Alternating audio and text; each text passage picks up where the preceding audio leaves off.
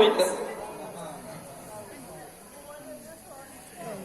সেই দাওয়াতটাই কি করা হইতেছে, পৌঁছানো হইতেছে। রাসূল এইভাবেই মজমার ভিতরে দাওয়াত দিতেন, দাঁড়াদাঁড়িকে দাওয়াত দিতেন সমস্ত সাহাবাদেরকে নিয়ে। এরপরে মিম্বারে বসে তাদেরকে নসিহত করতেন। এটা রাসূলের আদর্শ, আর সেই আদর্শ বাস্তবায়ন করতেছে বর্তমানে হযরতে উলামা একরাম।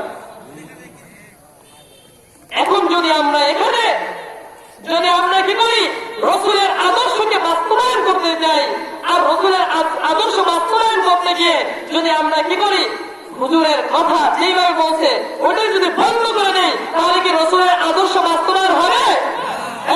রাসূলের আদর্শ বাস্তবায়ন হবে? পশ্চিম কালো রাসূলের আদর্শ বাস্তবায়ন হবে না। এজন্য রাসূলের আদর্শ বাস্তবায়ন করতে গেলে কোরআন যেদিকে বলছে সেদিকেই যেতে হবে। কথা বলেন ঠিক কিনা? কোরআন যেদিকে বলছে, যখন একটা সরকার থেকে রাস্তা পাস হয়, এই সোজা রাস্তা যাবে, তখন যদি সামনে বাগান বাজে, বাগান বাদ দিয়ে রাস্তা করে, তাহলে এদিকে করা যাবে না। বলে খাল বাঁধলে খাল বাদ দেয়, কথা বলেন না কেন? খাল বাদ দেয় না। নদী বাঁধলে নদী বাদ দেয়, দেয় না, নদীও বাদ দিল না। এরপর যদি মানুষের পাঁচতলা বিল্ডিং বাজে, বিল্ডিং বাদ দেয়, দেয় না। যদি মানুষের বসতি ঘটা পর্যন্ত বাদ না দেওয়া হয়, নদী পর্যন্ত বাদ না দেওয়া হয়, যদি বাগান পর্যন্ত বাদ দেওয়া না হয়, তাহলে আপনার আমার রাসূলের কথা বলতে গিয়ে, আল্লাহর কোরআনের কথা বলতে গিয়ে যতই বাধা আসুক না কেন, সমস্ত বাধাকে অপেক্ষা করে আল্লাহ এবং আল্লাহর রাসূলের কথা বলতে হবে। জনগণের কথা ঠিক কিনা? আজকে হাজারো মতবাদ আসবে, ইহুদি খ্রিস্টানরা হাজারো পায়তারা চালাবে, আমাদেরকে ঈমান নিয়ে তারা ছিনিমিনি খেলবে, কিন্তু আমাদের বসে থাকলে চলবে না। আমাদের আটকে দেবে, আমাদেরকে ঘরে আবদ্ধ করবে যাতে আমরা বের না হইতে পারি, কিন্তু আমাদের বসে থাকা যাবে না।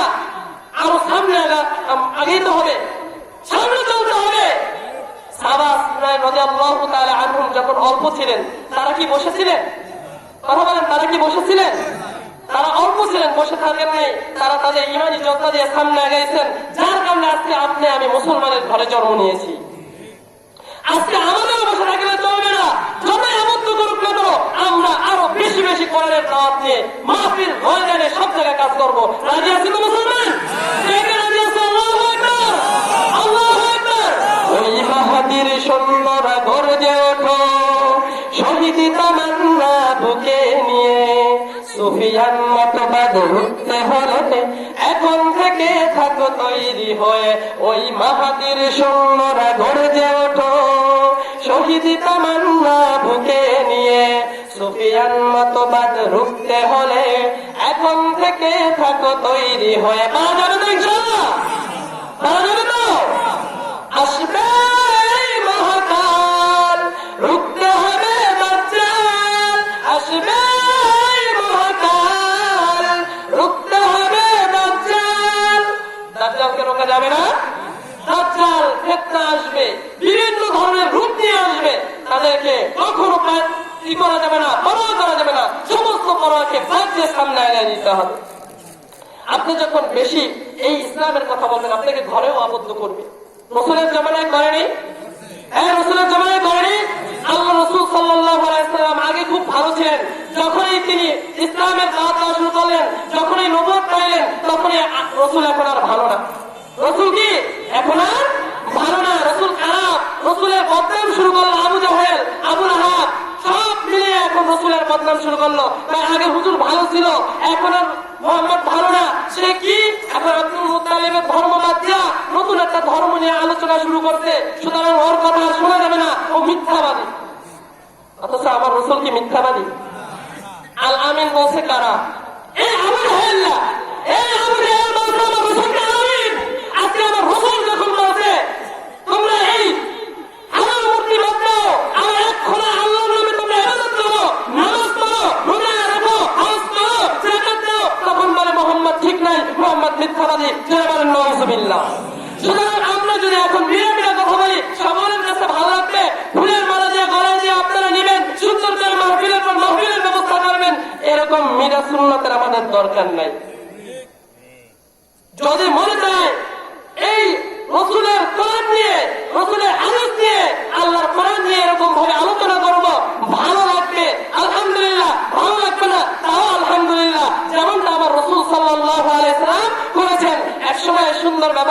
করেছেন। যখন কোরআনের থেকে আসছে আদেশ, তখন কোরআনের আদেশ মানতে গিয়ে তিনি অনেক জায়গায় গিয়ে অপদস্থ হয়েছেন, মার খেয়েছেন, দান পর্যন্ত শহীদ হয়েছে। আজ এখন পর্যন্ত আপনার আমার একজনের দাঁত পড়ছে, দাঁত দিলে একজনের দাঁত পড়ছে। কিসের দাঁত দিলাম, কিসের দিনের উপর আছি, কিসের ইসলামের উপর আছি, রসুলের সুন্নাত, তার পাল্টা সুন্নাতটা আজ পর্যন্ত আদায় করতে পারলাম না। আমরা খুব সুন্নাত নিয়ে আছি।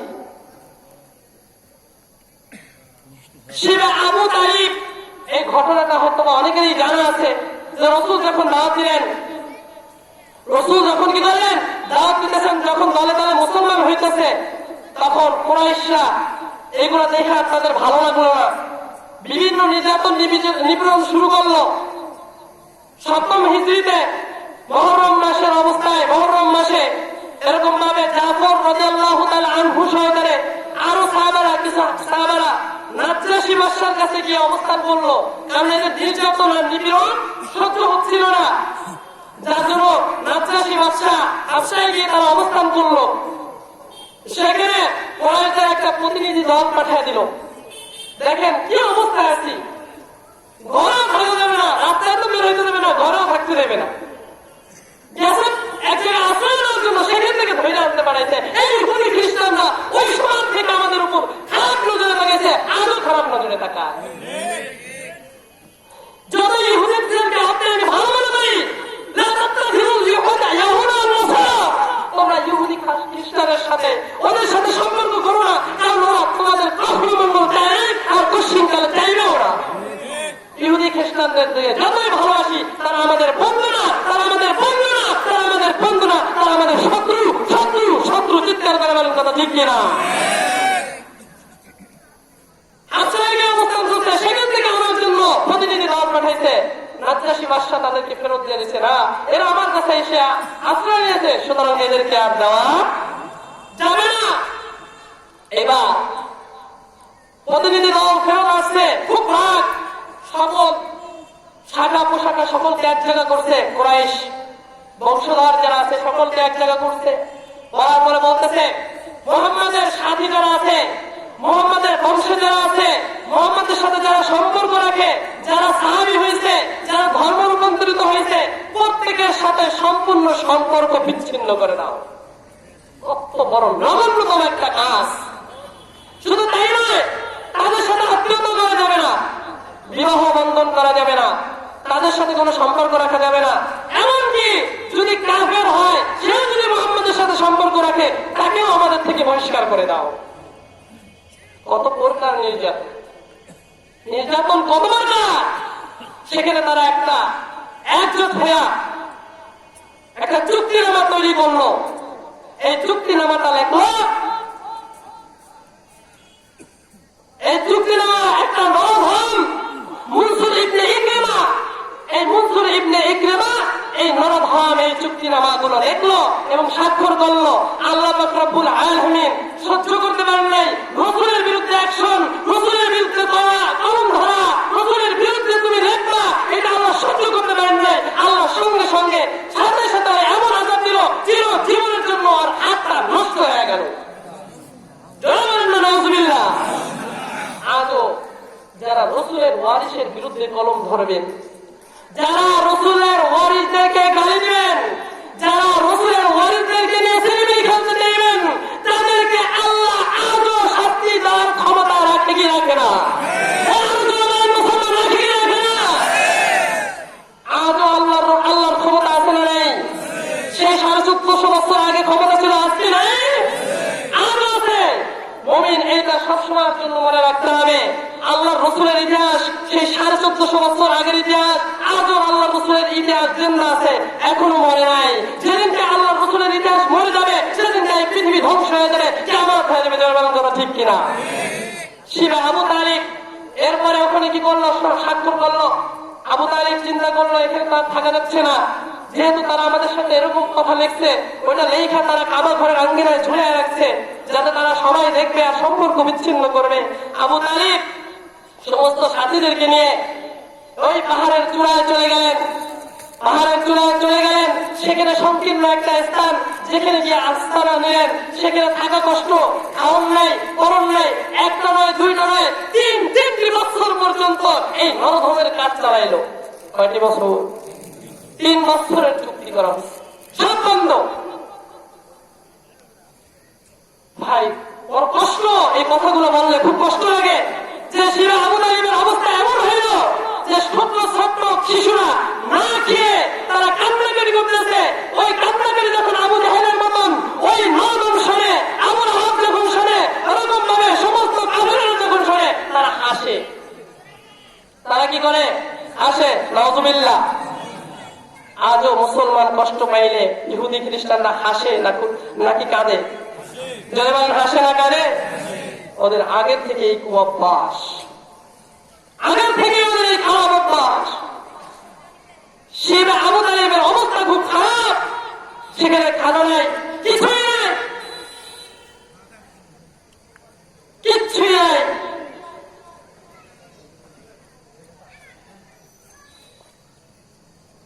আল্লাহ পাগম্বর সাহাবী সাদ ইবনে আবি ওয়াক্কাস রাদিয়াল্লাহু তাআলা আনহু বলেন, ও দুনিয়ার মুসলমান, একটু দিলের কান্না দিয়ে শুনিয়ে দাও, মনটা একটু বুঝাও।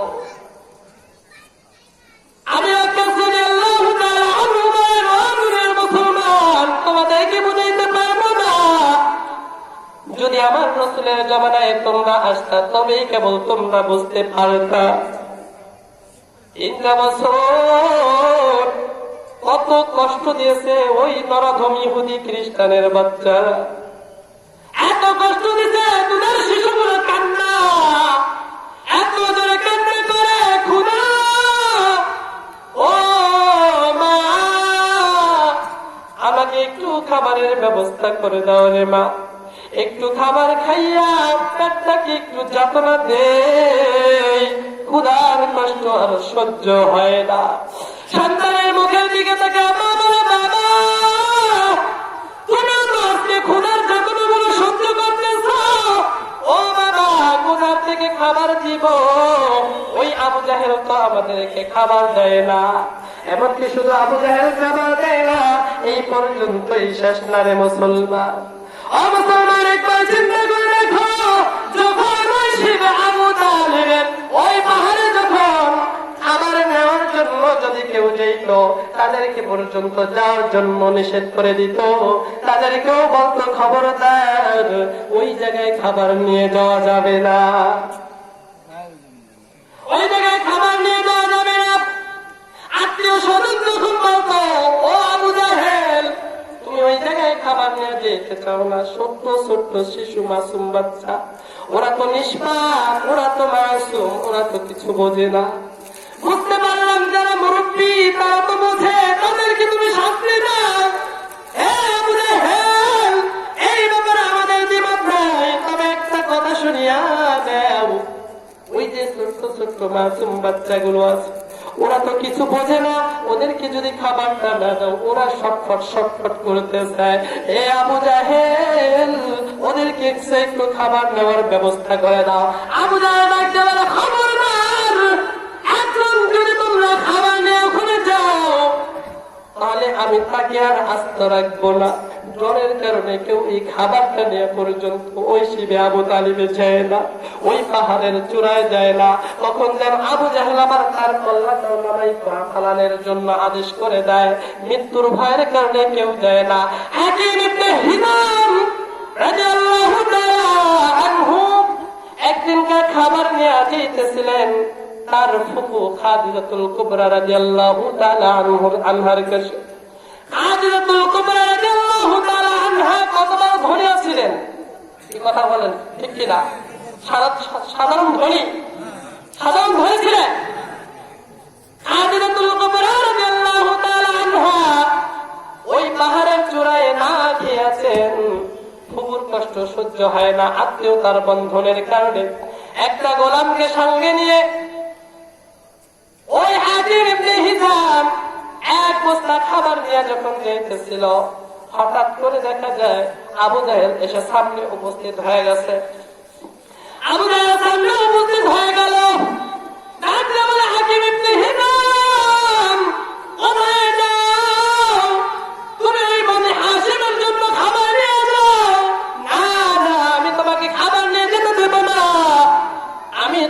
খাবার নিয়ে যেতে দেব না রে হাকিম ইবনে হিজাম।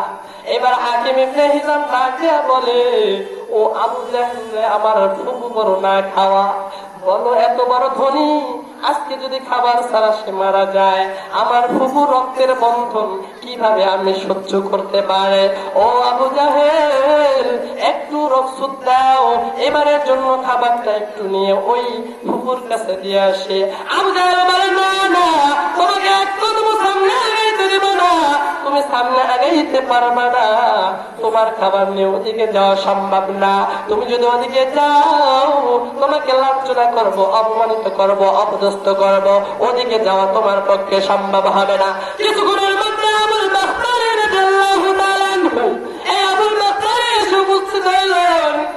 আবুল বাখতার এসে ডাক দিয়ে বলে, ও হাকিম ইবনে হিজাম, কি হয়েছে, কেন এরকম তাড়াহুড়ো চলতেছে?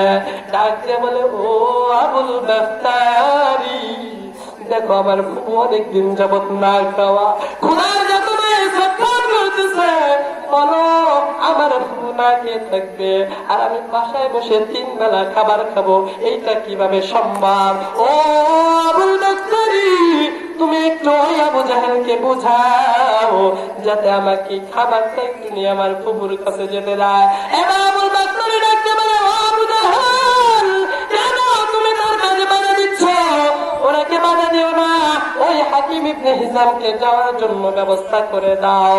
ডাক দিয়ে বলতেছে, ও আবুল বাখতারি, তোমার এত বড় সাহস, তুমি ওই বনু হাশিমের জন্য তুমিও সুপারিশ করতেছো, তোমাকে ওয়াস্তা রাখবো না। এবার ওই আবুল বাখতারিকে এমন ভাবে আবু জাহেল এমন ভাবে খারাপ আচরণ করা শুরু করলো, খারাপ আচরণ করতে করতে এক পর্যায়ে এমন অবস্থা চলে গেল, আবুল বাখতারি আর সহ্য করতে পারে না, কষ্ট বাবা সহ্য হয় না। আবুল বাখতারি এখনো মুসলমান হয় নাই, কিন্তু মুসলমানের কষ্ট আবুল বাখতারি এত বুঝলো রে মুসলমান, তুমি আমি মুসলমান হইয়াও রাসূলের কষ্ট বুঝি না। ঠিক না? আবুল বাখতারি এখনো মুসলমান হয় নাই, কিন্তু মুসলমানের কষ্ট, রাসূলের কষ্ট তার অন্তরের ভিতর সহ্য করতে পারে না, এত কষ্ট দিতেছে।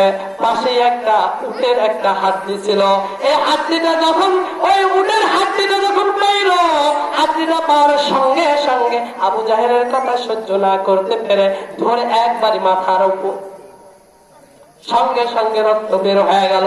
আমি বাবা সংক্ষেপের মধ্যে বলতেছি, আবুল বাখতারি যখন মাথার উপর আঘাত করলো, তার সঙ্গে সঙ্গে রক্তের বন্যা শুরু হয়ে গেল।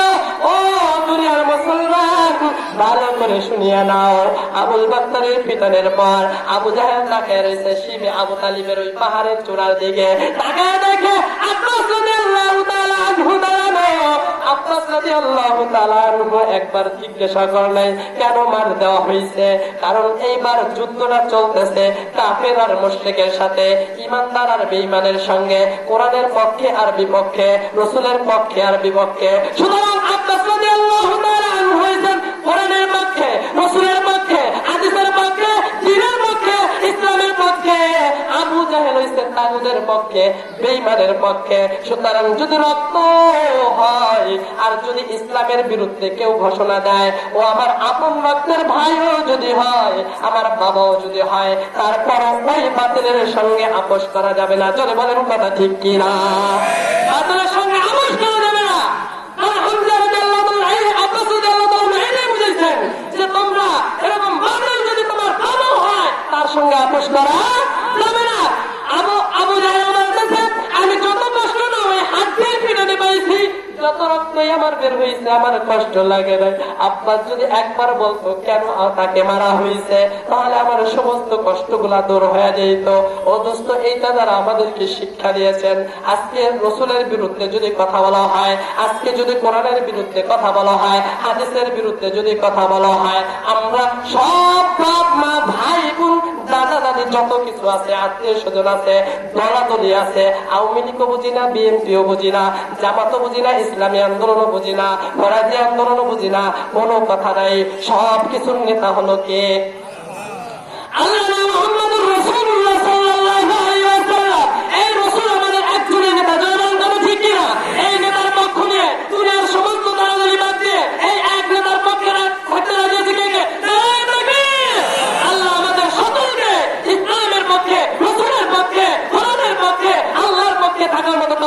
দান করেন। সকলে বলেন আমিন। ওয়া আখিরু দাওয়ানা আলহামদুলিল্লাহি রাব্বিল আলামিন। আসসালামু আলাইকুম ওয়া রাহমাতুল্লাহি ওয়া বারাকাতুহু।